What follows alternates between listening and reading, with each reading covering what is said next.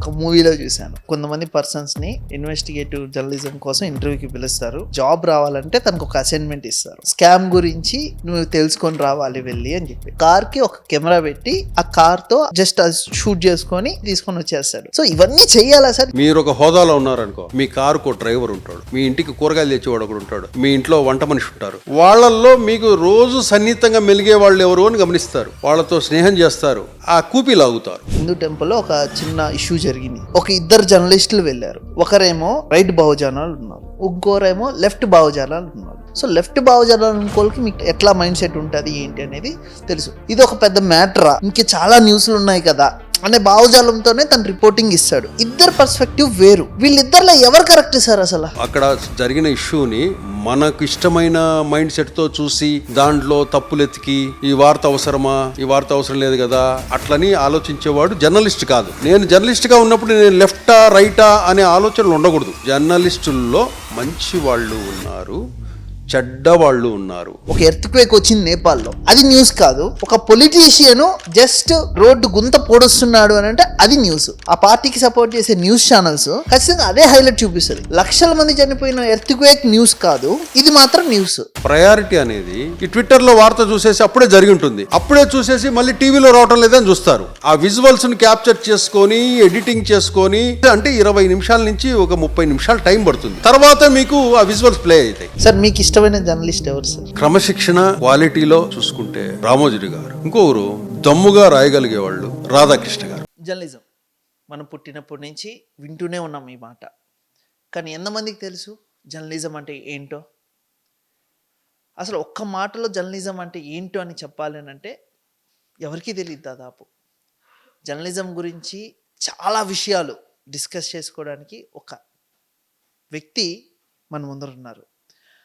ఆయన్ని చాలా విషయాలు అడిగి తెలుసుకుందాం. అసలు ఆ జర్నలిజం అంటే ఏంటి, దాంట్లో ఎన్ని టైప్స్ ఉంటాయి, ఇన్వెస్టిగేషన్ జర్నలిజం అంటే ఏంటి, నా మైండ్లో కూడా చాలా క్వశ్చన్స్ ఉన్నాయి. అండ్ మీ మైండ్లో రన్ అయ్యే క్వశ్చన్స్ కూడా నేను కొన్ని తీసుకుంటాను. అండ్ ఇంకొక విషయం ఏంటంటే జర్నలిజం అనేది ఎంత ఇంపార్టెంట్ సమాజానికి అనేది కూడా ఆయన మాటల్లో విందాం. ప్రస్తుతానికి మన ముందున్నారు Telugu digital media association president Lalit Kumar గారు.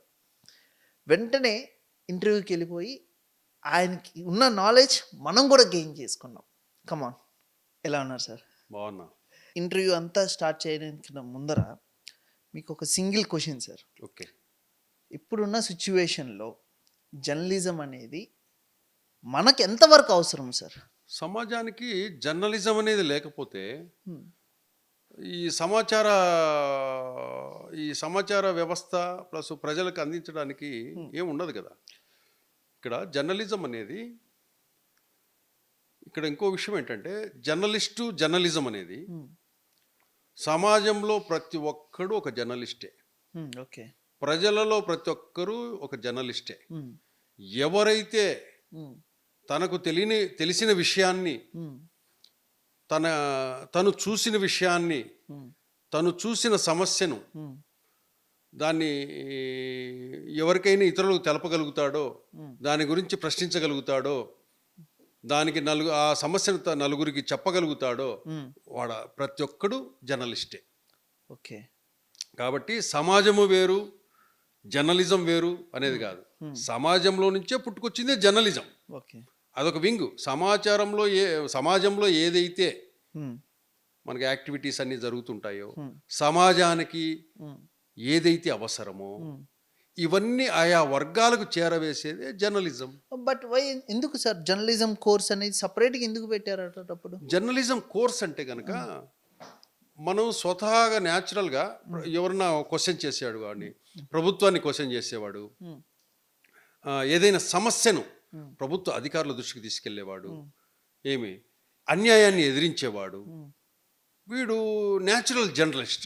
ఓకే, అది సమాజంలో దాదాపుగా ఒక 70-80% పీపుల్స్ ఆ విధంగానే ఉంటారు. ఓకే, అంటే ఏదైనా సపోజు ఒక యాక్సిడెంట్ జరిగింది, ఓకే, అయ్యో ఈ ఏరియా యాక్సిడెంట్ జరిగింది, పలానా వాళ్ళు ఎవరన్నా ఉన్నారేమో అని ఆ ఇన్ఫర్మేషను సోషల్ మీడియాలో షేర్ చేస్తాడు ఈజీగా. అంటే అది జర్నలిస్ట్గా చేసినట్లే.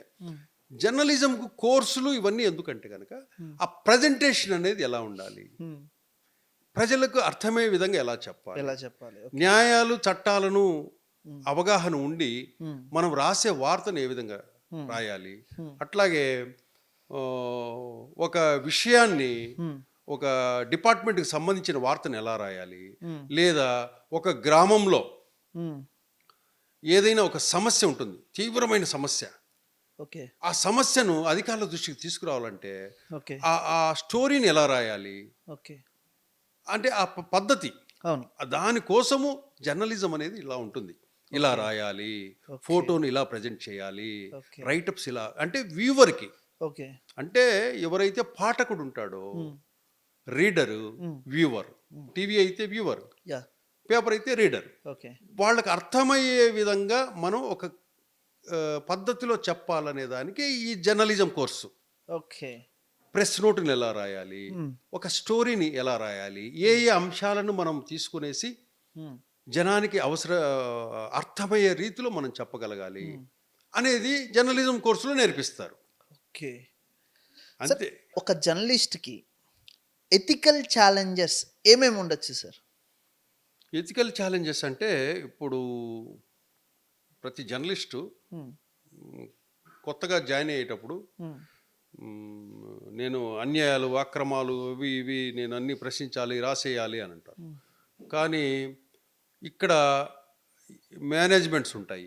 మేనేజ్మెంట్స్ ఉన్నప్పుడు ఏం చేస్తారంటే, మనం ఒక ఉద్యోగి మాత్రమే జర్నలిస్ట్ అనేవాడు. మేనేజ్మెంట్స్కి ఒక లైన్ ఉంటుంది. అంటే లైన్ అంటే ఏంటంటే కొన్ని పరిధులు ఉంటాయి. అంటే రోజు ఒకరి మీద రాసుకుంటూ వెళ్ళటము, లేదా రోజు ఒక అంశాన్ని తీసుకెళ్ళటము, ఇట్లాంటివి కొన్ని ఉంటాయి.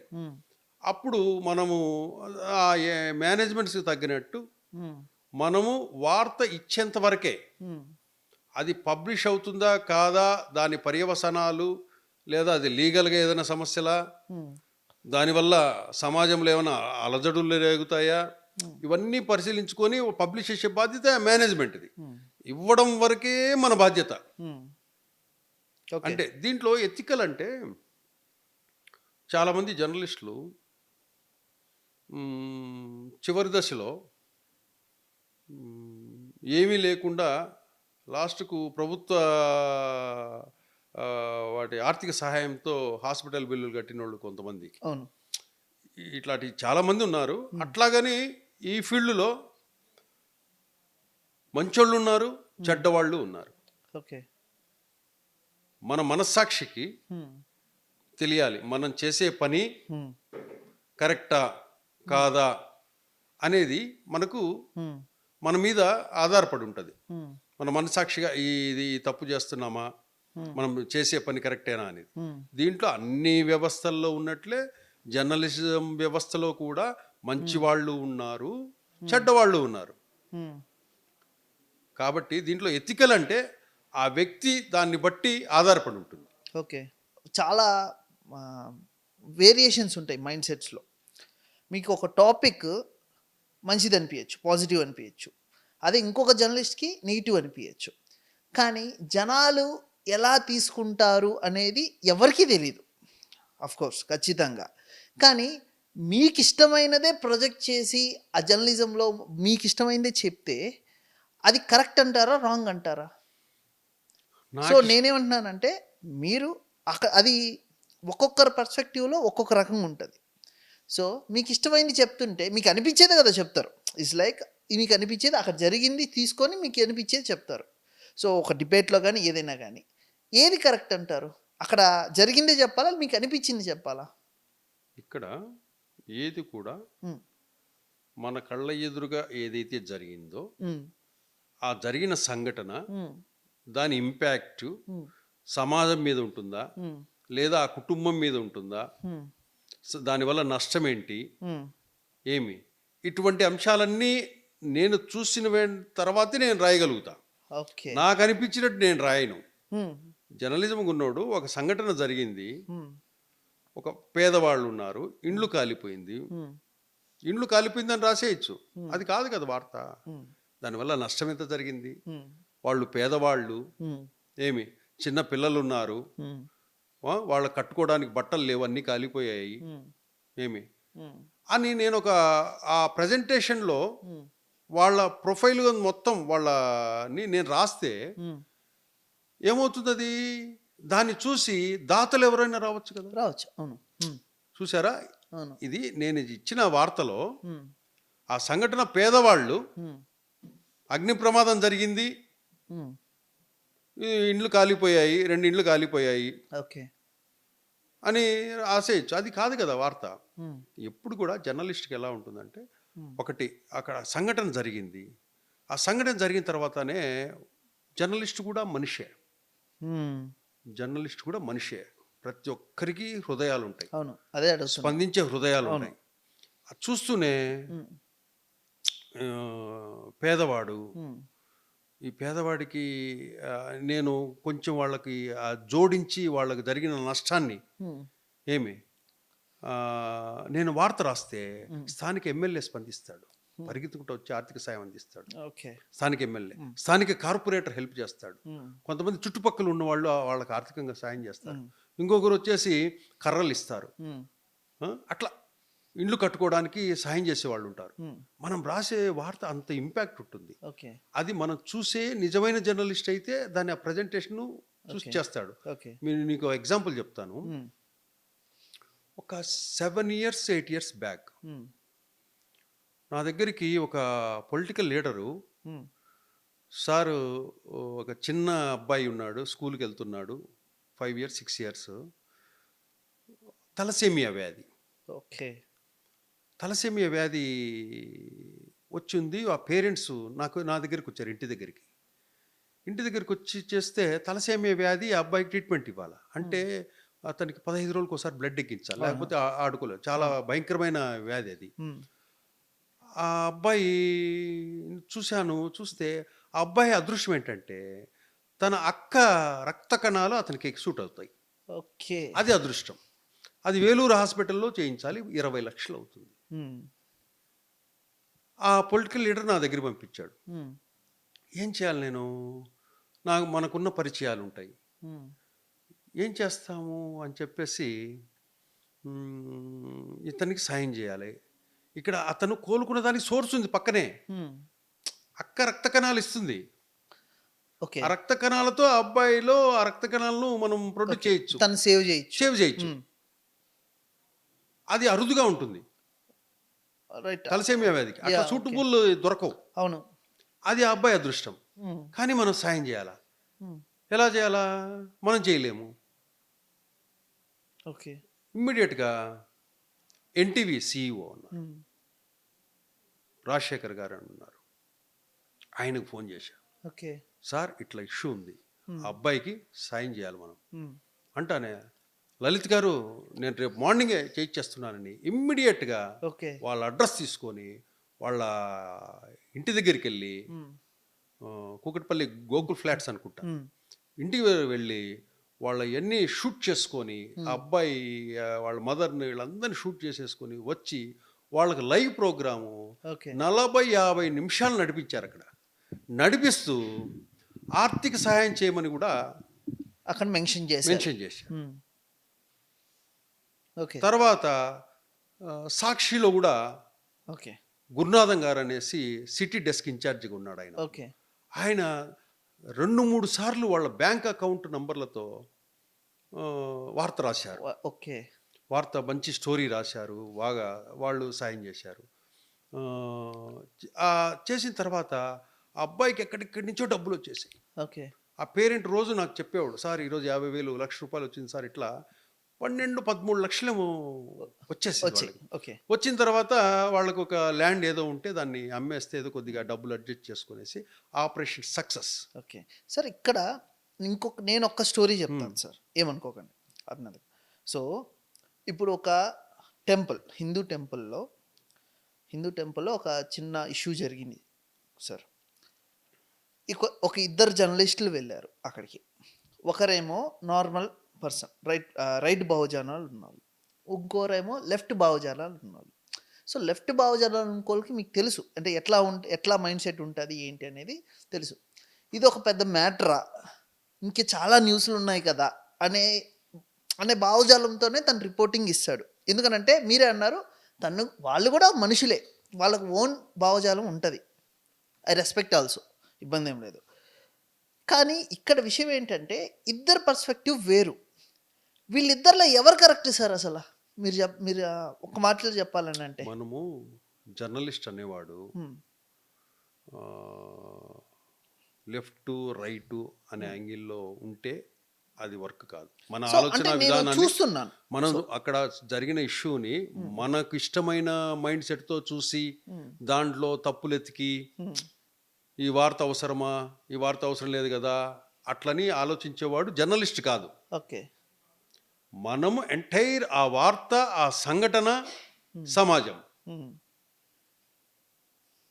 ఇది ఎవరికి మనము సమాజానికి ఈ సమాచారం ఇవ్వాలా, సమాచారం ఇస్తే కనుక ఇన్ఫర్మేషన్ 10 మందికి చేరాలి, దీనివల్ల which is the best are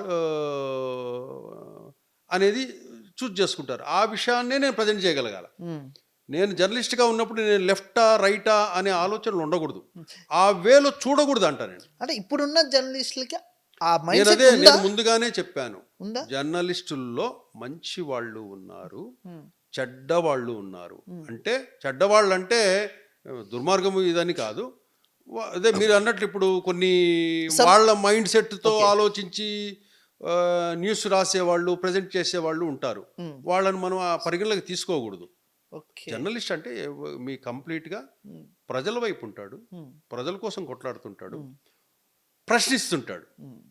అంటే నేను ఎందుకు అడిగానంటే sir, not only temples, political party wise కూడా మీడియా అనేది విడిపోయి ఉన్నది. కరెక్టా రాంగా సార్? కదా. ఇప్పుడు అక్కడ వర్క్ చేసే వాళ్ళ మీద ఖచ్చితంగా ప్రెజర్ ఉంటుంది. సో ఇప్పుడు ఈ పార్టీ, ఒక పార్టీ తరపున ఏం చేసి మంచి చేసినా అది ప్రొజెక్ట్ చేస్తారు, ఇంకొక పార్టీ మంచి చేసినా అది ప్రొజెక్ట్ చేయరు. ఇది కరెక్టా రాంగా సార్? అది తప్పు. అది మీరు ఏదైనా వర్క్ చేస్తే ఆ పార్టీ వరకే ఉంటుంది. అతను పార్టీ అనేది ఒక చిన్న పార్ట్, అది సొసైటీలో ఒక పొలిటికల్ పార్టీ అంటే ఒక చిన్న పార్ట్. అతను ఏం చేస్తాడు, ఆ పార్టీకి సంబంధించిన యాక్టివిటీస్ ఏదైనా ఉంటే రాసి పెడతాడు, లేదా ఆ పార్టీ కార్యకర్తలకు ఏదైనా జరిగింది, అన్యాయం జరిగిందంటే ఆ వార్త రాసి పెట్టుకుంటారు. అదొక చిన్న పార్ట్ అంతే. ఇంకా రిమైనింగ్ వార్తలు చాలా ఉన్నాయి కదా సమాజానికి, సొసైటీ. ఇప్పుడు ఒక నాగ్పూర్లోనో లేకపోతే ఎక్కడైనా ఏదైనా ఇష్యూ, లేదా ఒక ఎర్త్క్వేక్ వచ్చింది నేపాల్లో, అది న్యూస్ కాదు. ఒక పొలిటీషియను జస్ట్ ఒక రోడ్డు గుంత పొడుస్తున్నాడు అని అంటే అది న్యూస్ ఇక్కడ. సో ఆ పార్టీకి సపోర్ట్ చేసే న్యూస్ ఛానల్స్ ఖచ్చితంగా అదే హైలైట్ చూపిస్తుంది. లక్షల మంది చనిపోయిన ఎర్త్క్వేక్ న్యూస్ కాదు, ఇది మాత్రం న్యూస్. ఎలా చూస్తారు సార్ ఇది? అంటే ఇప్పుడు మనకు ఎర్త్క్వేక్ ఎక్కడ జరిగింది? ఇండియాలోనే అంటే నేపాల్ అండ్ ఇండియా బార్డర్లో జరుగుండొచ్చు, లేదా ఇండియాలోనే జరుగుండొచ్చు, వేరే స్టేట్లో జరుగుండొచ్చు. కానీ ఇక్కడ స్టేట్ పాలిటిక్స్కి సపోర్ట్ చేసే ఒక ఛానల్, ఒక పార్టీకి సపోర్ట్ చేసే ఛానల్, అది న్యూస్ కాకుండా ఇది న్యూస్ వేస్తున్నారు. అంటే లైక్ ఆ లీడర్ ఇలా చేశారు అని పదే పదే వేస్తున్నారు. అది న్యూస్ జస్ట్ స్క్రోల్ వెళ్ళిపోతుంది.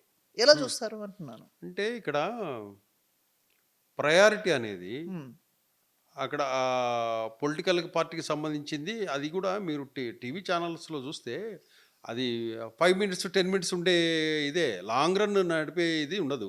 ఫస్ట్ బ్రేకింగ్ వస్తానే ఏం చేస్తారంటే విషయం తెలుస్తానే స్క్రోలింగ్ ఇస్తారు, బ్రేకింగ్ ఇచ్చిన తర్వాత నీకు 15-20 నిమిషాల తర్వాత విజువల్ను క్యాప్చర్ చేసుకొని మళ్ళీ విజువల్ని ఎడిట్ చేసుకొని మళ్ళీ మనం ఆన్లైన్ ఏరియాకి తీసుకురావాలంటే నీకు సమయం పడుతుంది. అప్పటి వరకు మీకు స్క్రోలింగ్స్, బ్రేకింగ్స్ వస్తుంటాయి. అవును. చాలామంది ఏం చేస్తారంటే మీరు ఫేస్బుక్లు, ట్విట్టర్లు ఇవి చూస్తుంటారు. ఈ ట్విట్టర్లో వార్త చూసేసి అప్పుడే జరిగి ఉంటుంది, అప్పుడే చూసేసి మళ్ళీ టీవీలో రావటం లేదని చూస్తారు. అంటే అక్కడ ప్రాబ్లం ఏంటంటే వాళ్ళకి టెక్నాలజీ తెలియదు కదా. ఇప్పుడు మనకు ఆ వార్త వచ్చినప్పుడు బ్రేకింగ్ ఇస్తారు, బ్రేకింగ్ ఇచ్చేసిన తర్వాత ఆ విజువల్స్ని క్యాప్చర్ చేసుకొని ఎడిటింగ్ చేసుకొని ఇవన్నీ చేసుకొని మళ్ళీ దానికి యాంకర్ పార్ట్ ఒకటి రాసుకొని ఇంత ప్రాసెస్ అంటే 20 నిమిషాల నుంచి ఒక 30 నిమిషాలు టైం పడుతుంది. అవన్నీ రెడీ చేసేసరికి తర్వాత మీకు ఆ విజువల్స్ ప్లే అవుతాయి. మీరేం చూస్తారంటే ఇక్కడ వచ్చింది కదా, మన నేషనల్ ఛానల్ ఇది చూపిస్తున్నారు, మన టీవీలో, తెలుగు టీవీలో ఇది రావటం లేదే అని చూస్తారు. నేషనల్ ఛానల్ ఏంటి, వాళ్ళు నేషనల్ వైజ్ నెట్వర్క్ ఉంటుంది కాబట్టి వాళ్ళకి విజువల్స్ ఏదన్నా అంది ఉంటాయి, వాళ్ళ మ్యాన్ పవర్ యాక్టివిటీ ఎక్కువగా ఉంటుంది. మన దగ్గరికి అవి అన్నీ మన వాళ్ళు క్యాప్చర్ చేసుకొని ఓకే. విజువల్స్ తీసుకొని ఆ ఇన్ఫర్మేషన్ తీసుకొని దాన్ని మళ్ళీ తెలుగులో ట్రాన్స్లేట్ చేసుకొని ఓకే. ఆ సంఘటనను ఇవ్వాలంటే కొంచెం సమయం పడుతుంది. అవును. అప్పటి వరకు మనం ఏమనుకుంటామంటే అక్కడ నేషనల్ ఛానల్ వచ్చింది చూసి ఉమ్. మన ఛానల్ తెలుగు ఛానల్లో రావడం లేదని ఇంకా రాలేదు. గమనిస్తారు. చూడు వాళ్ళు అక్కడ భూకంపం వస్తే వాళ్ళేమో ఇస్తున్నారు, ఇక్కడ ఇవ్వడం లేదంటారు. ఇక్కడ ఈ విషయం అంతా తెలియదు. ఉమ్. అంత వర్క్ ఉంటుంది ఎలక్ట్రానిక్ మీడియాలో. ఉమ్. దాన్ని నెగిటివ్గా తీసుకోకూడదు. కాకపోతే ఒక 10-15 నిమిషాలు తేడాతో మళ్ళీ ప్లే అవుతుంటాయి. ప్రతి వాళ్ళు కూడా ఆ ఛానల్కు సంబంధించిన కానీ పత్రికలకు సంబంధించిన వాళ్ళు కూడా ఎడిటర్స్ కూడా సీనియర్ మోస్ట్ జర్నలిస్టులు. ఉమ్. వాళ్ళ మైండ్ ఎంతసేపు కూడా ఏ వార్తకు ప్రయారిటీ ఇవ్వాలి, ఏది తీసుకోవాలి, నేషనల్ వైడ్ ఏం తీసేసుకోవాలి, ఇంటర్నేషనల్ ఏం తీసుకోవాలి, స్టేట్ లెవెల్ గవర్నమెంట్ ఏం తీసుకోవాలి, అన్ని వాళ్ళకి అవగాహన ఉంటుంది. వాళ్ళు ఇన్స్ట్రక్షన్స్ ఇస్తూనే ఉంటారు. కాకపోతే మిగతా ఛానల్స్ చూసి మనం ఈ ఛానల్ రావడం లేదని ఉంటుంది, దానికి దీనికి ఒక 10-20 నిమిషాలు గ్యాప్ ఉంటుంది. గ్యాప్ ఉంటుంది. మనం తీసుకున్న కంటెంట్ తీసుకోవటము, అవి ఓకే. వీడియోస్ లైక్ తీసుకోవటము, ఎడిట్ చేసుకొని ఇదంతా దాన్ని చాలా పబ్లిష్ వర్క్ చేసుకొని ఉంటుంది. యా ఉంటదిలేండి. యా. ఉంటుంది ఎందుకంటే మన నెట్వర్క్ తక్కువ, నేషనల్ మీడియా నెట్వర్క్ ఎక్కువ. ఎక్కువ. మనము ఎక్కడ తీసుకోవాలి, నేషనల్ మీడియా వాళ్ళ దగ్గర నుంచి ఆ కంటెంట్ తీసుకోవాలి, విజువల్స్ తీసుకోవాలి, దాన్ని ఇంగ్లీష్లో ఉన్న వాటిని హిందీలో ఉన్న వాటిని ట్రాన్స్లేట్ చేసుకోవాలి, అవునులేండి. దాన్ని వార్తగా మలచాలి, అవును. దాని యాంకర్ పార్ట్ రాసుకోవాలి, యాంకర్ ప్రెజెంటేషన్ ఇవ్వాలి, అర్థమయ్యే విధంగా చెప్పాలి. దానికోసం కొద్ది సమయం పడుతుంది. ఓకే. దానికి కొద్ది ఓపిక పట్టాలి మనం. ఓకే సార్, ఈ విషయాలు కొంచెం పక్కన పెడదాం సార్. ఇన్వెస్టిగేటివ్ జర్నలిజం అంటే ఏంటి, అసలు నార్మల్ జర్నలిస్ట్కి ఇన్వెస్టిగేటివ్ జర్నలిస్ట్కి తేడా ఏంటి? వాళ్ళకి ఏమైనా సపరేట్ అంటే లైక్ ట్రైనింగ్ లాంటిది అట్లాంటివి ఏమైనా ఉంటాయా? ఇంకో క్వశ్చన్ ఏంటంటే మధ్యలో ఎందుకు మిమ్మల్ని ఆపడ్డామని ఇప్పుడే అడిగేస్తున్నాను. పోలీస్ ఇన్వెస్టిగేషన్ అంటే మనకు ఒక ఐడియా ఉన్నది, ఎందుకంటే సినిమాల్లో చూసాం, ఇట్లా చేసాం. దీంట్లో సేమ్ అలానే ఉంటుందా సార్? ఇక్కడ ఇన్వెస్టిగేషన్ అనేది సైలెంట్ జరుగుతుంటుంది. ఇన్వెస్టిగేషన్ స్టోరీస్ ఎలా ఉంటాయంటే కొన్ని మామూలుగా పత్రికలకు కానివ్వండి, ఛానల్స్కి కానివ్వండి, ఎక్కడైనా ఏదైనా పెద్ద ఫ్రాడ్ జరుగుతుంటే దానికి సంబంధించిన సమాచారం పోలీసులకు ఏ విధంగా అయితే వస్తుందో ఇన్ఫర్మేషను, అట్లా ఆ వర్క్ యొక్క అతని శత్రువులో లేకపోతే వాళ్ళ వల్ల నష్టపోయిన వాళ్ళు ఆ స్కామ్ కానీ ఏదైనా దాని ఇన్ఫర్మేషను సమాచారం పత్రికలకు ఛానల్స్కు చేరేస్తూ ఉంటారు. ఓకే. ఆ చేరవేసిన దాన్ని ఆ రిపోర్టర్కు వర్క్ అసైన్ చేస్తారు. ఓకే. ఆ రిపోర్టర్ ఏం చేస్తాడంటే దానికి సంబంధించిన ఒక స్కామ్ అనుకోండి, ఓకే, దానికి సంబంధించిన ఇన్ఫర్మేషన్ మొత్తం డాక్యుమెంటేషన్ గ్యాదర్ చేస్తారు. లొకేషన్ ఎక్కడ, డాక్యుమెంట్ ఏంటి, బాధితులు ఎవరో, అసలు ఓవరాల్ స్కామ్ ఎంత అని ఇన్వెస్టిగేట్ చేసుకొని రికార్డ్స్ అని ఎవ్రీథింగ్ చూసేసుకున్న తర్వాత దాన్ని సంబంధించిన ఫొటోస్ కానివ్వండి, వాళ్ళ వ్యవహారాలన్నీ ఒక 10 రోజులు దాని మీద వర్క్ చేసి ఒక ఐటెం తయారు చేసి ప్రజెంట్ చేస్తారు. ఓకే. అది ఇన్వెస్టిగేషన్ జర్నలిస్టులు ఎలా ఉంటారంటే జనరల్గా వార్తలు రాసే జర్నలిస్టులు వేరు. ఓకే.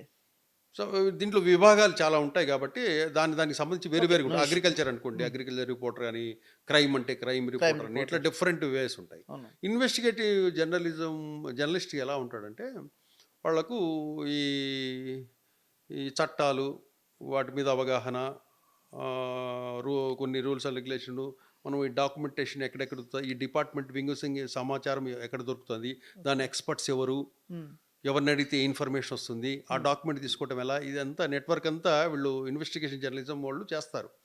ఆ సబ్జెక్ట్ నాలెడ్జ్ ఉండాలి. అంటే మనం దాన్ని బయట పెట్టాలంటే మనకి ఏమేమి రిక్వైర్మెంట్ ఉన్నాయి అని తీసుకొని రాస్తారు. ఈ ఇన్వెస్టిగేటివ్ జర్నలిజం చేసేవాళ్ళు కొన్ని అసైన్మెంట్స్ వస్తాయి, కొన్ని రోడ్డు మీదే దొరుకుతాయి. ఓకే. కొన్ని రోడ్డు మీదనే ఎలా ఉంటుందంటే ఇది ఆ జర్నలిస్టు బస్ స్టాప్లో నిలబడుకో ఉంటాడు, ఎదురుగా పోస్టర్ ఉంటుంది బస్ స్టాప్కి, అడ్వర్టైజ్మెంటు, బస్సు రాలేదు ఇంకా అతనికి, జస్ట్ చూస్తుంటాడు. అక్కడి నుంచే ఒక వార్త రాసుకోవచ్చు అతను. అక్కడ అది ఫేక్, అది ఫ్రాడ్ అనమాట. ఓకే. ఆ యాడ్ చూస్తానే అతనికి ఫ్రాడ్ ఇదేందో అని చెప్పి ఇమ్మీడియట్గా ఈ ఆఫీస్కి వెళ్తానే టక్ టక్ టైప్ టక్ సైట్ చేసుకొని. ఓపెన్ చేసేసి ఎవరు వీళ్ళు ఏంది కథ అని చెప్పి నెట్వర్క్ తీసేసి ఓకే. ఏమి దాన్ని మీద ఒక స్టోరీ రాసేసి బ్లాస్ట్ చేసేసే వాళ్ళు కొంతమంది. ఓకే. ఇంకొంతమంది మీరు బార్ అండ్ రెస్టారెంట్లకు వెళ్తుంటారు. ఓకే. బార్ అండ్ రెస్టారెంట్కు వెళ్ళేటప్పుడు బార్లో కూర్చున్నాం అనుకోండి ఒక చోట, హ్మ్. పక్క టేబుల్ మీద డిఫరెంట్ డిఫరెంట్ పీపుల్ కూర్చో ఉంటారు. ఓకే. జస్ట్ మనం కూర్చొని ఏదైనా ఫ్రెండ్ ఉన్నాడనో లేకపోతే మీరు కూల్ డ్రింకో లేదా స్నాక్స్ తింటూ ఉంటే కొద్దిసేపు తర్వాత పక్క టేబుల్ మీద ఒక టాపిక్ గురించి డిస్కస్ చేస్తుంటారు. యాహ్! హ్మ్. ఒక టాపిక్ గురించి డిస్కస్ చేస్తున్నప్పుడు ఈ జర్నలిస్ట్ ఏం చేస్తాడంటే అటుపక్క చెవు ఇటుపక్క చెవు వేసేసి ఉంటాడు. ఓకే. ఏ అంటే ఏదైనా ఇంట్రెస్టింగ్ టాపిక్ డిస్కషన్ జరిగిందనుకో ఓకే. కొంచెం కాన్సన్ట్రేట్ చేస్తాం. హ్మ్. అర్థమైంది. కాన్సన్ట్రేట్ చేసిన తర్వాత కాసేపు అయిన తర్వాత వాళ్ళతో మచ్చిక చేసుకుంటాడు, హ్మ్. పక్క టేబులే కాబట్టి. యాహ్! అర్థమైంది. అప్పటికి వాళ్ళకి సెకండ్ రౌండో థర్డ్ రౌండో ఉంటుంది. హ్మ్. అప్పటికి ఏం చేస్తారు వాళ్ళు, ఆ మొత్తం వ్యవహారం అంతా పూసగుచ్చినట్టు ఆ చెప్పేస్తారు. జర్నలిస్ట్కి చెప్పేస్తారు. అర్థమైంది. తదుపరి అతను వచ్చేసిన తర్వాత దాని గురించి వివరాలన్నీ సేకరించేసి ఒక ఐటమ్ను బ్లాస్ట్ చేస్తాడు. ఓకే. ఇట్లా ఉంటుంది. ప్రతిదీ మనం రోడ్డు మీద పోయే ప్రతి దాంట్లోనూ ఇట్లా పరిశీలించుకుంటూ వెళితే గనక ఓకే. ప్రతి దాంట్లోనూ మనం ఒక వార్త రాసుకోవచ్చు. ఇంకొక చిన్న డౌట్ సార్. అంటే నేను లైక్ ఒక మూవీలో చూసాను. ఒక కొంతమంది పర్సన్స్‌ని ఇన్వెస్టిగేటివ్ జర్నలిజం కోసం ఇంటర్వ్యూకి పిలుస్తారు. ఒకతను సెలెక్ట్ అవుతారు. కానీ ఫైనల్‌గా తనకి జాబ్ రావాలంటే తనకొక అసైన్‌మెంట్ ఇస్తారు. ఏంటంటే ఒక మినిస్టర్ ఇంట్లో ఒక స్కామ్ గురించి మాట్లాడుతున్నారు. నువ్వు తెలుసుకొని రావాలి వెళ్లి అని చెప్పి. ఇతను ఏం చేస్తాడంటే ఒక కార్‌కి ఒక కెమెరా పెట్టి ఒక ఏసీ మెకానిక్ లాగా లోపలికి వెళ్ళి ఆ కార్‌తో జస్ట్ అది షూట్ చేసుకొని ఇంక దొరికిపోతాడనుక ఇంక హీరోయిజం అంటే మీకు సినిమా అంటే తెలిసిందే కొట్టేసి తీసుకొని వచ్చేస్తాడు. సో ఇవన్నీ చెయ్యాలా సార్ ఇన్వెస్టిగేటివ్ జర్నలిజంలో? ఇట్లాగ చెయ్యాలా తప్పనిసరిగా? లేదు, అది సినిమా కాబట్టి ఓకే. అంత రిస్క్ చేసి వెళ్తారు. డ్రామాటికల్‌గా చూపించారు. యాహ్! చెప్తారు. ఓకే. మామూలుగా జర్నలిస్ట్ ఎలా చేస్తాడంటే హ్మ్. ఒకటి అసైన్మెంట్ ఇచ్చిన తర్వాత హ్మ్. ఎవ్వరికి కూడా హ్మ్. మీరు ఒక హోదాలో ఉన్నారనుకో హ్మ్. మీకు ఒక పిఏ ఉంటాడు. మీరు ఒక హోదాలో ఉన్నారనుకో మీ కారుకు ఒక డ్రైవర్ ఉంటాడు. ఓకే. మీరు ఒక హోదాలో ఉన్నాడనుకో మీ ఇంటికి కూరగాయలు తెచ్చేవాడు ఒకడు ఉంటాడు. అవును. మీరు ఒక హోదాలో ఉన్నారనుకో మీ ఇంట్లో వంట మనిషి ఉంటారు. మీరు ఒక హోదాలో ఉన్నారు. ఇట్లా మీ సరౌండింగ్లో ఉన్న వ్యక్తులే ఉంటారు కొంతమంది. హ్మ్. అర్థమైంది. వాళ్ళల్లో మీకు రోజు సన్నిహితంగా మెలిగే వాళ్ళు ఎవరు అని గమనిస్తారు, ఓకే. ఆరాధిస్తారు, ఓకే. వాళ్ళతో స్నేహం చేస్తారు, ఓకే. ఆ కూపీ లాగుతారు. అసైన్మెంట్ కూపీ. హ్మ్. హ్మ్. హ్మ్. మీ సార్ ఏం చేస్తాడు, ఎన్ని గంటలకు తింటాడు, ఏమి ఇష్టము, రోజు ఎవరెవరు కలుస్తున్నారు, ఓకే. ఏమి హ్మ్. మీ సార్కు ఆ సార్కి ఏంటి సంబంధము, అప్పుడు సింగపూర్ ఎందుకు వెళ్ళారు, ఇప్పుడు బ్యాంకాక్ ఎందుకు వెళ్ళారు హ్మ్. అని ఆ ఇన్వెస్టిగేట్ అట్లా ఈజీగా చేస్తారు. ఇట్లా సినిమాల్లాగా హ్మ్. డ్రెస్సులు మార్చుకొని ఇట్లా పోయి అంత రిస్క్ ఉండదు ఇట్లా. ఎందుకంటే ఇక్కడ ఈజీ వే ఉంది కదా, యాహ్! ఈజీ వే ఉంది. అవును. వే ఉన్నప్పుడు అంత రిస్క్ తీసుకొని అవసరం లేదు. హ్మ్. ఇప్పుడైతే ఇంకా టెక్నాలజీ కెమెరా ఫోన్లు సెల్ ఫోన్లు ఇవన్నీ వచ్చేసాయి కదా, అవును. ఎక్కడ క్లిప్పులు అక్కడ సెకండ్స్లో బయటకు వస్తున్నాయి. అవును. పెన్ కెమెరా అట్లా పెన్ ఇట్లా కెమెరాలని ఎట్లైనా ఎప్పుడు వచ్చినాయి ఎవరు కాబట్టి ఎక్కడ ఏది రికార్డ్ చేస్తున్నాడో తెలియని పరిస్థితిలో ఉన్నారు కాబట్టి హ్మ్. అసలు ఇప్పుడున్నే ఈ స్కామర్లు కానీ పొలిటీషియన్లు కానీ పెద్ద పెద్ద బిజినెస్ మ్యాన్లు కానీ వాట్సాప్ మామూలు కాల్స్లో మాట్లాడడం లేదు. హ్మ్. అన్ని వాట్సాప్ కాళ్ళు లేదా ఓకే. వేరే వాట్సాప్ కాల్‌లో మాట్లాడితే ఎన్‌క్రిప్ట్ కాబట్టి ఏం ఇబ్బంది ఉండదని చెప్పి మాట్లాడుకుంటారు. కానీ ఇంకా వేరే యాప్స్ ఉన్నాయి కొన్ని, ఓకే. వాటితో మాట్లాడుకుంటున్నారు. Privacy apps. ప్రైవసీ యాప్స్ ఉన్నాయి, వాటితో మాట్లాడుతున్నారు. హ్మ్. కాబట్టి అంత రిస్క్ ఏం అవసరం లేదు. ఇప్పుడు ఈ ఇన్ఫర్మేషన్ అనేది ఈజీగా వస్తుంది. ప్రతి ఒక్కటి ఏమైందంటే ఇండియాలో డిజిటలైజేషన్ ఎప్పుడైతే డాక్యుమెంటేషన్ మొదలైందో మొత్తం డిజిటల్ అన్నీ దొరుకుతాయి. హ్మ్. ఇప్పుడు సపోజ్ మీరు ఒక కంపెనీ పెట్టారు, హ్మ్. మీరు కంపెనీ పేరు కొడితే చాలు గూగుల్ వచ్చేస్తుంది. కంపెనీ మీ డీటెయిల్స్ ఖచ్చితంగా. ఎవ్రీథింగ్ అవును. వచ్చేస్తాయి. ఎవ్రీథింగ్ మీరు ఖచ్చితంగా. ఇన్కమ్ ట్యాక్స్ ఎంత కట్టారు, మీ డాక్యుమెంట్స్ ఏంటి, అవన్నీ కూడా ప్రింట్అవుట్ వచ్చేస్తాయి. ఖచ్చితంగా వస్తాయి. కంపల్సరీగా రావు. కాబట్టి మనం అంత రిస్క్ తీసుకునే అవసరం లేదు. దాంట్లో మంచా చెడా ఏంటి అనేది విషయము మనకు క్లియర్గా అర్థమైపోద్ది. మీరు రీసెంట్ టైమ్స్‌లో వినుంటారు. అందరు వినుంటారు, హైలైట్ అయిన మాట ఏఐ, ఆర్టిఫిషియల్ ఇంటెలిజెన్స్. చాలామంది ఆర్టిఫిషియల్ ఇంటెలిజెన్స్లో చాలా విభాగాల్లో వాడుతూ ఉన్నారు. ఈ జర్నలిజంలో ఎలా వాడచ్చు అంటారు సార్? జర్నలిజంలో అది చాలా ఈజీ ఇప్పుడు ఆర్టిఫిషియల్ ఇంటెలిజెన్స్లో. హ్మ్. ఎలా ఈజీ అంటే, నేను ఒక క్రైమ్ స్టోరీ రాయాలనుకుంటున్నాను. ఓకే. ఆ స్టోరీ ఎలా రాయాలి? ఓకే. చాలు. హ్మ్. ఆ స్టోరీ ఎలా ప్రజెంట్ చేయాలో అది చెప్పేస్తుంది. ఓకే. అవును. ఈ స్టోరీకి నేను ఏ ఇమేజెస్ వాడాలి హ్మ్. అని అనుకో, ఆ ఇమేజెస్ కూడా వచ్చేస్తాయి. హ్మ్. హ్మ్. అట్లా నేను కొత్తగా జర్నలిజంలోకి వచ్చాను. హ్మ్. మ్, నేను బాగా త్వరగా గుర్తింపు తెచ్చుకోవాలి, మంచి స్టోరీస్ రాయాలంటే ఎలాంటి స్టోరీస్ నేను రాయగలిగితే బాగుంటుంది హ్మ్. అనేది ఏఐ చెప్పేస్తుంది. ఓకే. ఈ స్టోరీస్ రాయొచ్చు, ఈ స్టోరీస్ రాయొచ్చు. హ్మ్. మళ్ళీ ఆ స్టోరీని ఎలా రాయాలి, దీన్ని ప్రజెంటేషన్ ఎలా చేయాలంటే కనుక అది ప్రజెంటేషన్ ఎలా చేయాలి కూడా ఏఐ చెప్పేస్తది. ఇచ్చేస్తుంది. అంత ఈజీ అయిపోయింది ఇప్పుడు హ్మ్. ఏఐతో. హ్మ్. ఏఐతో చాలా లాభాలు ఉన్నాయి, కొన్ని మనుషులకు నష్టాలు కూడా ఉన్నాయి. లైక్ అవును. రీసెంట్లీ కొంతమందిని చూశాను సార్ నేను. రిపోర్టర్స్ గానీ, లేకపోతే న్యూస్ రీడర్స్ ఏఐతో కూర్చొని క్రియేట్ చేసి అవును, చెప్పిచ్చేస్తున్నారు. లైక్ ఏఐ చెప్పేస్తుంది. న్యూస్‌లన్నీ ఏఐ చెప్పేస్తుంది. అవును. సో, చాలామంది జాబ్స్ పోయినట్టే కదా సార్! ఇప్పుడు ఈ ఫీల్డ్‌లో. అది జా ఇదే ఈ ఫీల్డే కాదు, హ్మ్. మీరు ఏ ఫీల్డ్ కూడా లైక్ మనం ఏ ఆ, మాట్లాడుకుంది ఈ ఫీల్డ్ కాబట్టి ఆ, నేను ఏఐలో చెప్తున్నాను. కూడా జాబ్స్ పోతాయి. ఇమ్మీడియట్గా ఏం చేస్తా అంటే హ్మ్. బులెటిన్కి ఆ వార్తలు ఇచ్చేస్తే ఫీడు, హ్మ్. అవును. అసలు ఈ వార్తలు కూడా అసలు అప్డేటెడ్ న్యూస్ ఏముంది ఇండియాలో అంటే, నేషనల్ ఏమున్నాయి, స్టేట్ లెవెల్ ఏమున్నాయి అంటే అదే ఏఐ ఇచ్చేస్తుంది. ఇస్తుంది. అవును. నీ ఇమేజ్ని అక్కడ పెట్టేస్తే హ్మ్. ఆ కంటెంట్ మీరు ఫీడ్ చేశారంటే ఆ వార్తలన్నీ ఏఐ చదివేస్తుంది. అంత ఈజీ. అసలు ఆ వార్తలన్నీ కూడా మనం ప్రిపేర్ చేయనవసరం లేదు. యాహ్! ఆ వార్తలు ఏఐ ఇస్తుంది. అప్డేటెడ్ ఇండియాలో ఇప్పటి వరకు జరిగిన సంఘటనలన్నీ కూడా నువ్వు ప్రజెంట్ చేయాలి అంటే కనుక ఇమ్మీడియట్గా ఇచ్చేస్తుంది. హ్మ్. కాబట్టి ఏఐతో ప్రమాదమే. ఓకే. లైక్ సార్ ఇప్పుడు జర్నలిజం అండ్ సోషల్ మీడియా హ్మ్. ఈ విడివిడిగా చూడాలా? కలిపి చూడాలా సార్ ఈ రెండిటిని? ఎందుకనంటే దాదాపు ఇప్పుడు సోషల్ మీడియా అనేదే జర్నలిజం తెలిసినా తెలియకపోయినా తెలిసిన వాళ్ళు చేస్తున్నారు జర్నలిజం. తెలియని వాళ్ళు చేస్తున్నారు. ఇంకా సోషల్ మీడియాలో మీరు వెతికితే ఇన్ని న్యూస్‌లు కనిపిస్తాయి మనకు. అంటే ఇక్కడ జర్నలిజం అంటే హ్మ్. They trained. హ్మ్.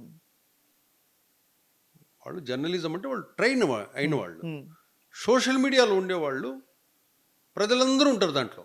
అవును. ప్రజల్లో జర్నలిస్టులు ఒక భాగమైన హ్మ్. వాళ్ళు స్పెషల్గా ట్రైన్డ్. హ్మ్. ఫస్ట్‌లో చెప్పినట్టు మీరు. హ్మ్. స్పెషల్గా ట్రైన్ అయి ఉంటారు. హ్మ్. హ్మ్. ఈ పబ్లిక్లో సమాజంలో మిగతా పీపుల్ అంతా కూడా కామన్గా వాళ్ళు మామూలుగానే కొన్ని తెలిసి కొన్ని తెలియక ఇది మంచి చెడు, ఇది మంచి తెలీదు చెడు తెలీదు, ఆ, ఇష్టం వచ్చినట్టు వాగేసి ఇప్పుడు ఎట్లయితే వైసీపీ వాళ్ళు ప్రాబ్లం ఫేస్ చేస్తున్నారో అవును. హ్మ్. సోషల్ మీడియా ద్వారా కేసులు రన్ అవుతున్నాయి ఆ కదా! విధమైన ప్రాబ్లము చేస్తే కనుక అట్లా ఫేస్ చేస్తారు పబ్లిక్. హ్మ్. అది తేడా హ్మ్. సోషల్ మీడియాకి హ్మ్. జర్నలిజంకి. ఓకే. సరే ఇంకొక క్వెషన్. మనకు ఒక వ్యవస్థలో పనిచేసేటప్పుడు అది కరెక్ట్ అనిపించినా, అనిపించకపోయినా పైన ప్రెజర్స్ వల్ల ఆ పని చేస్తుంటారు కొంతమంది. బట్ ఇక్కడ కొంతమంది జర్నలిస్టులు, నిజాయితీ గల జర్నలిస్టులు నేను ఆ పనే చేస్తాను అది కరెక్ట్ అని కూర్చున్నారు ఉన్నారు గదా! ఇంకా అలాంటి వాళ్ళు ఉన్నారు. బట్ వాళ్ళ మీద దాడులు ఎక్కువైపోతున్నాయి. ఎలా చూస్తారు సార్ దీన్ని? అంటే దీంట్లో మనకు జర్నలిస్టులకు ఉన్న పాయింట్ అంటే సెక్యూరిటీ అనేది తక్కువ. హ్మ్. ఎందుకంటే వీళ్ళు వార్తలు రాసేది ఎవరి మీద రాస్తారు? సమాజంలో అన్యాయాలు అక్రమాలు చెడు చేసే శక్తులు. ఆ, వాళ్ళు దుష్ట శక్తులు ఏవైతే ఉంటారో ప్రజల్ని ఇబ్బంది పెడుతుంటారో వాళ్ళ గురించి వార్తలు రాస్తుంటారు. హ్మ్. ఆ ఆ వార్తలు ఎవరైతే రాస్తున్నామో వాళ్ళంతా ఎవరి దగ్గర ఉంటారు? రాజకీయ నాయకుల దగ్గర అవును. ఉంటారు. రాజకీయ నాయకులు ఎక్కడ ఉంటారు? అధికారంలో ఉంటారు. హ్మ్. రాజకీయ నాయకులు అధికారంలో ఉంటారు. హ్మ్. హ్మ్. ఈ పనులు చేసే వాళ్ళంతా రాజకీయ నాయకుల దగ్గర ఉంటారు. హ్మ్. లేదా ఇటు ప్రతిపక్ష పార్టీ దగ్గరైనా ఉంటారు, ఇటుదైనా ఉంటారు అధికార పక్ష పార్టీ దగ్గరైనా ఉంటారు. ఉంటారు ఉన్నప్పుడు ఏమవుతుందంటే జర్నలిస్టుకు వాస్తవంగా సెక్యూరిటీ అనేది ఉండదు. ఊరికే ఎవరైనా దాడి చేస్తే పోయి కంప్లైంట్ ఇవ్వడం తప్పితే మనకంటూ ప్రత్యేకంగా ప్రభుత్వాలు గన్మెన్లను వీళ్ళను జర్నలిస్ట్కి ఇచ్చేది ఇది ఉండదు. అవును. అందుకే చాలామంది ఏం చేస్తారంటే జర్నలిస్టులు వార్త ఆ, మీ ఏరియా ఉన్నా కూడా వేరే వాళ్ళు వచ్చి ఆ వార్తను క్యారీ చేస్తారు. ఓకే. మీరు రాయరు ఆ వార్త, అర్థమైంది. మీ ఆఫీస్ వాళ్ళకి చెప్తే Hmm. ఆ వార్తకు వేరే వాళ్ళు దాన్ని చూసి పరిశీలించేసి ఆ వార్త వాళ్ళు రాసేస్తారు. Hmm. అదొక సేఫ్. అప్పుడు వీళ్ళు ఏం చేస్తారు, మా ఆఫీస్ వాళ్ళు రాశారండి అనేసి మేం కాదు అని చెప్పేసి మేం కాదని చెప్పేస్తారు. Hmm. అట్లా 10 మంది అది పబ్లిష్ అయిపోతే దాని మీద ఇమ్మీడియట్గా అధికారులు Action దాడులు చేయటం తీసుకోవడం. కానీ, యాక్షన్ తీసుకోవటం కానీ, ప్రభుత్వం దృష్టికి పోవటం కానీ, దాని మీద విచారణ చేయటం కానీ ఇటువంటివన్నీ జరుగుతుంటాయి. Hmm. కొంతమంది ఇట్లే కొంచెము తనకు ఏదైనా నష్టం జరిగిందనో ఏదైనా జరిగినప్పుడు ఆ రిపోర్టర్స్ మీద లోకల్గా ఉన్నవాళ్ళు కొన్ని అటాకింగ్స్ జరగడము. లాస్ట్ మొన్న ఎలా ఆంధ్రజ్యోతి రిపోర్టర్లో అక్కడ ఆంధ్ర సైడు చంపేశారు. Oh. ఆంధ్రజ్యోతి రిపోర్టర్ను ఈ జగన్మోహన్ రెడ్డి గవర్నమెంట్ వచ్చిన తర్వాత Hmm. చంపేశారు ఒకతన్ని. Hmm. అట్లాగే మొన్న సిద్ధం సభలు అనంతపూర్లోనూ ఇక్కడ జరుగుతున్నాయి. Hmm. ఇప్పుడు ఆంధ్రజ్యోతి కెమెరామెన్ని చంపేశారు. చాలా దారుణంగా బాబ్రే. అంత దారుణంగా దాడి చేశారు వైసీపీ కార్యకర్తలు. అట్లాంటి సంఘటనలు కొన్ని జరుగుతుంటాయి. రాజకీయ నాయకులు చాలా పథకాలు తీసుకొని వస్తుంటారు, బిల్స్ పెడుతుంటారు. జర్నలిస్టుల కోసం ఏ ఒక్క బిల్లు ఇలాంటి సెక్యూరిటీ పర్పస్ బిల్ ఏమైనా తీసుకొని వచ్చిన రోజు ఉన్నాయా సార్ అసలు మన ఇండియన్ లేదు, చరిత్రలో? ఒకటి ఎప్పుడు కూడా మీరు జర్నలిస్టులు అంటే ఏదో అతీతమైన శక్తులేం కాదు. జర్నలిస్టులు అంటే అతీతమైన శక్తులేం కాదు. ఎంతమంది కానీ ఇస్తారు సెక్యూరిటీ? Not like that. అంటే ఇప్పుడు ఒక కంప్లైంట్ ఇచ్చినప్పుడు మనము వాళ్ళని నార్మల్ పర్సన్ లాగా చూడకుండా కొంచెం స్పెషల్ కేసులో చూసుకుంటే బెటర్ కదా అని అందరూ వచ్చి ఇవ్వరు కదా. సో ఇప్పుడు మీరున్నారు సార్, మీరు అగ్రెసివ్గా మాట్లాడతారు, ఉన్నది ఉన్నట్టు మాట్లాడతారు. సో నేనున్నా, నాకు భయం ఎక్కువ, నేను మాట్లాడను. సో నాకు అవసరం రాదు, వెళ్ళి కంప్లైంట్ ఇచ్చేయాల్సిన అవసరం లేదు. కానీ మీకు ఉంటుంది. మిమ్మల్ని కూడా ఒక నార్మల్ పర్సన్ లెక్కనే కేసు తీసుకొని చూస్తే ఎంతవరకు కరెక్ట్ అంటారు? అంటే మీకు ఎంత సెక్యూరిటీ తక్కువైనది అప్పుడు? ఇక్కడ జర్నలిస్ట్ ఎప్పుడు అగ్రెసివ్గా మాట్లాడు. ఓకే, నాకు జర్నలిస్ట్ ఉన్నది ఉన్నట్టు మాట్లాడు. జర్నలిస్ట్ ఎప్పుడు జస్ట్ అడుగుతాడు, మీరు స్పందిస్తే రాసుకుంటాడు, లేదంటే మౌనంగా వెళ్ళిపోతాడు. అగ్రెసివ్గా ఎవ్వరు మాట్లాడరు. జర్నలిస్ట్ ఎప్పుడు సైలెంట్గా పెన్ను పేపర్ మీద వర్క్ చేస్తాడు. ఓకే, తను ఏం చేయాలని పెన్ను పేపర్ మీదనే రాయగలుగుతాడు. అగ్రెసివ్గా ఎప్పుడు మాట్లాడు. ఏదైనా అవసరం వస్తే మిమ్మల్ని అడుగుతాడు, ఓకే, అంతే తప్పితే క్వశ్చనింగ్ చేస్తాడు. క్వశ్చనింగ్ ఆ చేస్తాడు. క్వశ్చనింగ్ వరకు చాలు కదా. మీరు ఇందాక అన్నట్టు ఇప్పుడు సపోజ్ ఒక ఆంధ్రజ్యోతి రిపోర్టర్ని చంపేశారు అని అన్నారు. సో అలాంటివే చాలు కదా అని అంటున్నాను నేను. అంటే అవి ఆ నేపథ్యము వాళ్ళ ఏరియాలో ఇవి అంటే కొన్ని అవి ఉంటాయి. చాలు కదా అని అంటున్నాను. సో ఎందుకు ఈ ఇలాంటి బిల్స్ మీద కానీ లేకపోతే ఇలాంటి వాటి మీద కానీ ఎందుకు కాన్సన్ట్రేషన్ చేయలేకపోతుంది? అంటే ప్రభుత్వాలు ఉన్న మామూలుగా ఎఫ్ఐఆర్లు కట్టేస్తారు, ఎఫ్ఐఆర్లు కడతారు. మొన్న ఆయన ఒక అతను మాజీ మంత్రికి కూడా బెయిల్ కూడా రాలేదు, ముందస్తు బెయిల్. ఓకే, అరెస్ట్ కాబోతాడు ఈ కేసులోని. ఓకే, అట్లా కఠినంగానే ఉంటాయి సెక్షన్స్. ఆ కేసులన్నీ కూడా మామూలుగా ప్రజలకు ఇప్పుడు వాళ్ళే అధికారంలోకి వచ్చి ఉంటే అది అసలు ఏముండేది కాదు కదా. ఒకవేళ నిజం చెప్పాలంటే మనలో మనం మాట్లాడుకోవాలంటే ఖచ్చితంగా ఒకవేళ అధికారంలోకి వచ్చి ఉంటే ఇట్లా ఉండేదా? ఆ మినిస్టర్ వెళ్ళేవాడా? అంటే మనము ఎవరు అట్లా ఎక్స్పెక్ట్ చేయలే. మనము ఇంతవరకు ఉన్న గవర్నమెంట్స్ ఈ విధంగా ప్రవర్తిస్తాయి అనుకోలే. ప్రీవియస్ గవర్నమెంట్లో ఇటువంటి అన్ని మనం చూసాం కాబట్టి ప్రజలంతా ఒకవేళ అది వచ్చింటే కనుక కేసు ఓపెన్ అయ్యేదే కాదు కదా, అతనికి న్యాయం జరిగేదే కాదు కదా అనేసి అంటాం. అదే కదా, అంతే అంతే అంతే. ఇంకా ఎవరు ప్రభుత్వం ప్రజలు ఎన్నుకున్నారు, 5 ఏళ్ళు అనుభవించాల్సిందే. ఓకే, మళ్ళీ నువ్వు ఏదైనా ప్రభుత్వం మీద చర్యలు తీసుకోవాలంటే 5 ఏళ్ల తర్వాత ఓటు ద్వారా చెప్పాల్సింది తప్పితే వేరే మార్గం లేదు. ఈ లోపల మనం ఏం చేయలేము. ఏం చేయలేము. ఇప్పుడు లాస్ట్ 5 years ఏం చేశారు మీరంతా? జర్నలిస్టులను కానీ పక్క పార్టీ వాళ్ళని కానీ వేధించి కొట్టి కొన్ని వేల మంది మీద, పార్టీ కార్యకర్తల మీద కేసులు పెట్టి నిర్దాక్షిణంగా జర్నలిస్టుల మీద కేసులు పెట్టి జైల్లోకి పంపించి అన్నీ చేశారు కదా. అధికారము వ్యవస్థలన్నీ వాళ్ళ చేతుల్లో ఉన్నప్పుడు ఇచ్చింది ప్రజలే. అవును. మీరు చచ్చినట్టు అనుభవించాల్సిందే, ఇంకేం చేయలేము. అట్లనే ఓపిక పట్టి పట్టి పట్టి మన వైఎస్ఆర్సీపీ గవర్నమెంట్కి ప్రజలంతా కలిసి 11 సీట్లు ఎందుకు ఇచ్చారు? ఈ విధంగా అందుకే చేశారు కాబట్టి మనం వ్యవస్థలను మనం గౌరవించాలా. ఓకే. మనం ఎప్పుడైతే వ్యవస్థల్లో ఇన్వాల్వ్ కాకుండా ఉంటే ప్రభుత్వాలు వ్యక్తిగతమైన విషయాలకి వాళ్ళ లబ్ధి కోసం ఇన్వాల్వ్ కాకుండా ఉంటే కనుక చట్టము న్యాయము వాటి పని అవి చేసుకుంటూ పోతుంటాయి. ఓకే సార్, మీకు ఇష్టమైన జర్నలిస్ట్ ఎవరు సార్? ఒక పర్సన్ పర్సన్గా అట్లా చెప్పలేము. ఇష్టమైన జర్నలిస్ట్ అంటే క్రమశిక్షణ క్వాలిటీలో చూసుకుంటే రామోజీరావు గారు. నైస్. రామోజీరావు గారు క్రమశిక్షణ క్వాలిటీ, కంటెంట్ క్వాలిటీ. ఇంకొకరు చాకులాగా పనిచేసేవాళ్ళు, దమ్ముగా రాయగలిగేవాళ్ళు రాధాకృష్ణ గారు. రాధాకృష్ణ గారు, ఆంధ్రజ్యోతి రాధాకృష్ణ. ఓకే. వీళ్ళు ఇష్టం నాకు. ఓకే. ఎందుకంటే అసలు తెలుగు వాళ్ళకి జర్నలిజము అనేది నేర్పించింది మేమంతా చిన్నప్పటి నుంచి ఈనాడు పేపర్ చదువుతూనే పెరిగాం. ఈటీవీ న్యూస్ చూస్తూ, ఈనాడు, ఈటీవీ, అప్పట్లో దూరదర్శన్ ఇవన్నీ చూసి పెరిగాం. మనకు తెలిసింది ఈనాడే మా జనరేషన్కి. అప్పటి నుంచి ఊహ తెలిసినప్పటి నుంచి రామోజీరావు గారు అని చూసుకుంటూ వచ్చాం.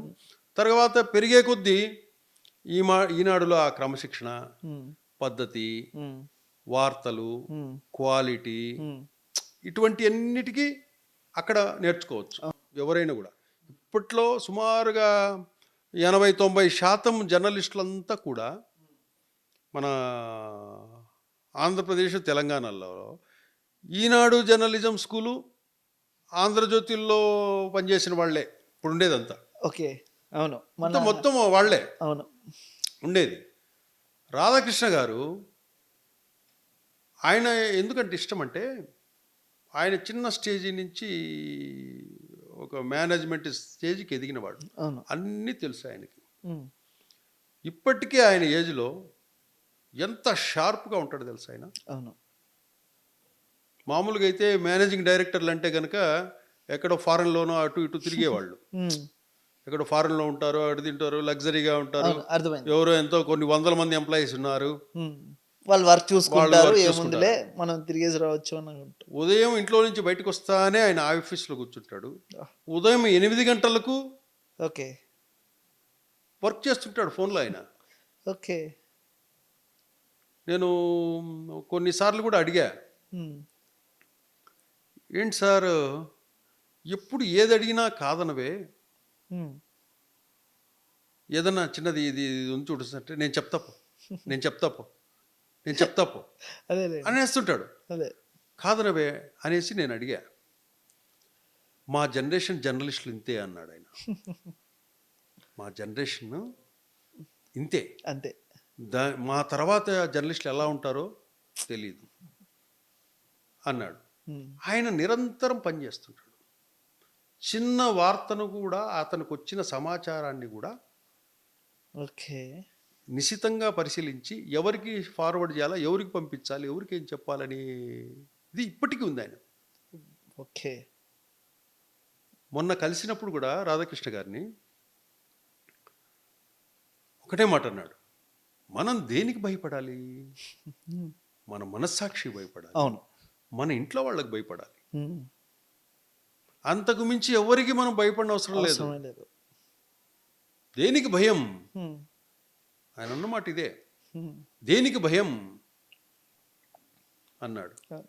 గత 5 సంవత్సరాలుగా ఆంధ్రప్రదేశ్ అండ్ తెలంగాణ నుంచి ఆంధ్రజ్యోతి ఏబిఎన్కు న్యాయపూర్వకంగా రావాల్సిన, అడ్వర్టైజ్మెంట్ రూపంలో రావాల్సిన ఈ రెవెన్యూ నష్టము 530 కోట్లు.